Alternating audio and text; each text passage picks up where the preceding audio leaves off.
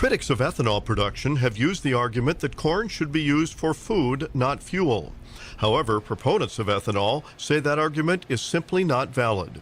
Groups like the Minnesota Corn Research and Promotion Council are active promoting just why ethanol makes so much sense for America. Haley Ortmeyer-Clark is with Minnesota Corn. When you produce ethanol, you're not choosing fuel over food.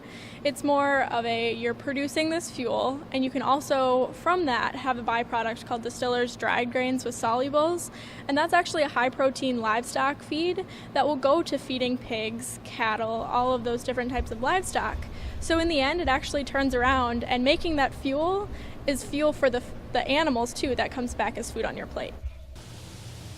There's a lot of fuel in a bushel of corn and more. Well, from a bushel of corn, when you put it into ethanol production, you're going to come back with 3 gallons of ethanol that is used for the fuel.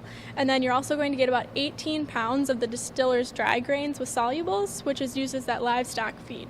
But that's not all that you can get from your bushel of corn when you put it into ethanol production. You're also going to get back CO2, or carbon dioxide, which will go into your carbonated drinks like your soda pops and ginger ale.